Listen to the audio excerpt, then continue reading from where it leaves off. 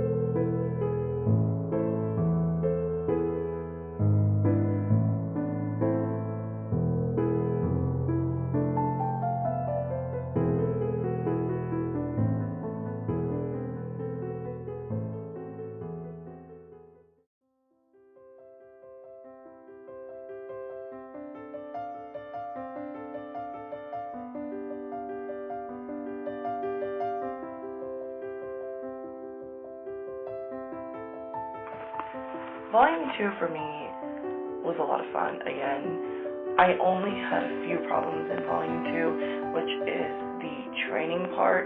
I feel like I just don't care for it. Like, I just didn't care for their training. Like, there was obviously a lot of great scenes, like when they're in the cave, and the wine scene is obviously very iconic.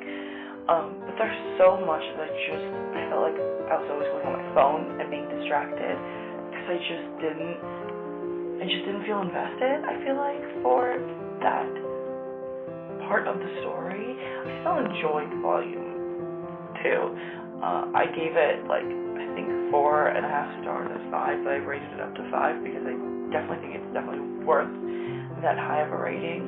It was a lot of fun, and there's a lot more seriousness, but also this is where a bit of comedy gets added because of the dynamic between Speedwagon and Zeppeli, and Zeppeli itself being a little bit more of a funnier, light-hearted character, even though we do later on get his backstory and obviously a very tragic end to his story at the end in Volume 3. But I do think that Volume 2 did a lot for the story. For the rest of the story, it's just, I feel like it's so much more different than Volume 1, where Volume 1, I feel like we're going through so many years between Jonathan and Dio, and then in Volume 2, it slows down the pace completely, where now you're just in the present tense, and you're just with Jonathan and Edina a little bit, and then Zeppeli and Speedwagon, and they're just kind of like training, and you're really learning about Hamon for the first time, so it's still a little bit info dumpy in my opinion.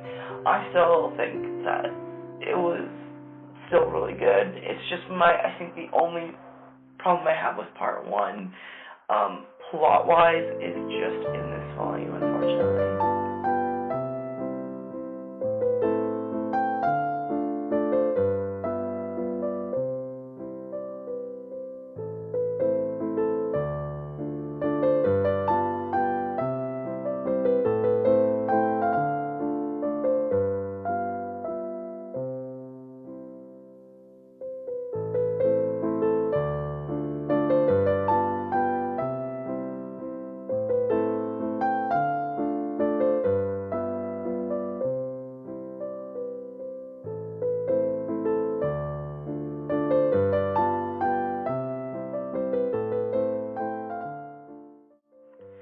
Then there's the final volume, and I really enjoyed the conclusion of this part.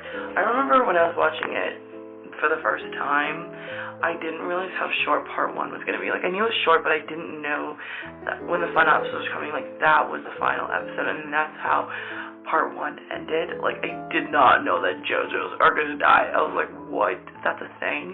And so reading it was definitely a different experience because I already knew, like, what was going to happen. However, I didn't realize, I feel like, how quickly things happen in the mansion or the tower that Dio is kind of hiding in. I feel like, I guess because, like, I just got so into reading it that I read the last half of that volume so quickly.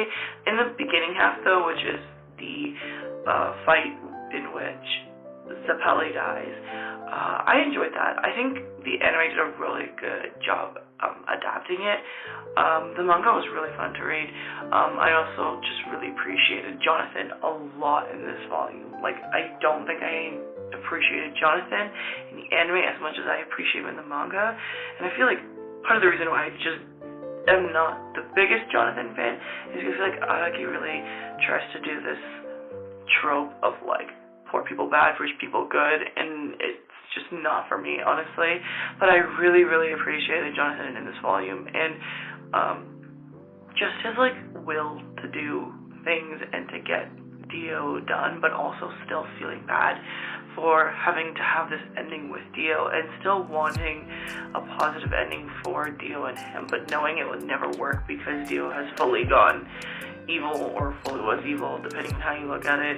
And so it's just made me appreciate him as a character, and also till the ending with, like, him and Edina, and his ending with Dio, and supposedly when he thinks that Dio is gonna die with him, and he cries even in the tower. But I feel like they were both just done so well. The emotion was really well written and well done.